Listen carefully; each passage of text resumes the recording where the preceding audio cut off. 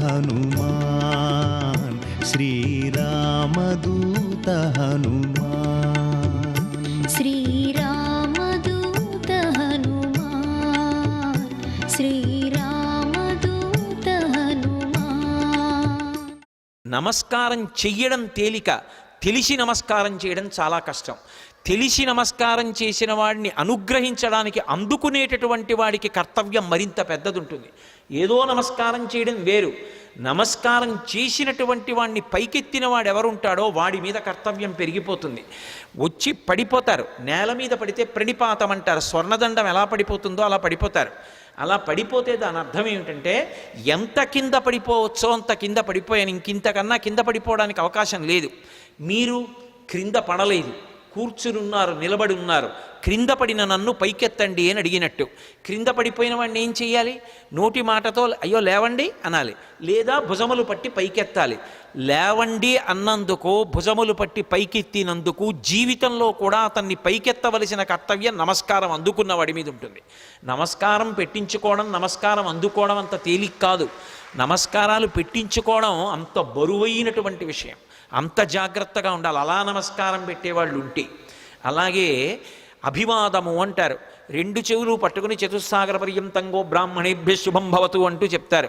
అది చెప్పినప్పుడు పాదాల దగ్గర పట్టుకుని చేతులు మెల్లమెల్లగా పైకి తీసి మోకాళ్ళ దగ్గర పట్టుకుని వంగి చేయి అడ్డు పెట్టుకుని అప్పుడు అభివాదం చెప్పాలి, పేరు చెప్పాలి.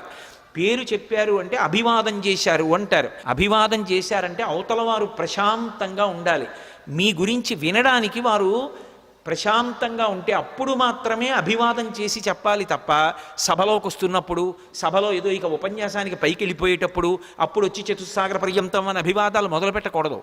అభివాదం ఎక్కడ చెయ్యాలో అక్కడే చెయ్యాలి. ఏ కారణం చేత కూడా నమస్కారం ఇలా చెయ్యక్కర్లేదు. ఇలా నమస్కారం చెయ్యమని ఏ శాస్త్రంలోనూ లేదు. అలా చెయ్యక్కర్లేదు నమస్కారం. నమస్కారం అంటే అలాగే చెయ్యాలి.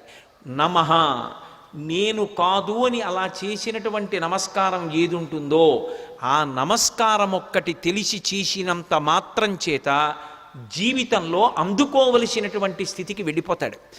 మొట్టమొదట సంప్రదాయంలో నమస్కారం ఎవరికి అందాలంటే గురువు గారికి అందాలి. అందుకే ఆ నమస్కారం ఎప్పుడు చేస్తారంటే నిద్రమంచం నుంచి లేచి లేవగానే కుడికాలు కింద పెట్టేటప్పుడు సముద్రవసనీదేవి పర్వత స్తనమండలే విష్ణుపత్ని నమస్తుభ్యం పాదాహతిం క్షమస్వమే అని భూదేవి మీద కాలు పెడుతున్నాను కాబట్టి అమ్మ దిక్కు లేక కాలు పెడుతున్నాను క్షమించమని కాలు పెట్టి నిలబడగానే నేల మీద పడిపోవాలి.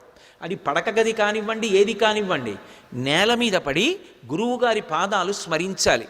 గురువుగారు వచ్చి ఎదురుగుండా నిలబడ్డారని భావన చేసి గురువుగారికి నమస్కారం చేసి లేచి నిలబడాలి.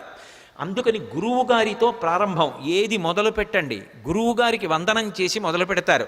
గురువుగారే నా చేత చేయిస్తున్నారని. మళ్ళీ అయిపోయిన తరువాత గురుమండలానికి అంతటికీ నమస్కారం. అదే మంగళాశాసన పరై మదాచార్య పురోగమై అని గురువుకి నమస్కారం చేసి పూర్తి చేస్తారు. సర్వం శ్రీ ఉమామహేశ్వర పరబ్రహ్మార్పణమస్తు. స్వస్తి.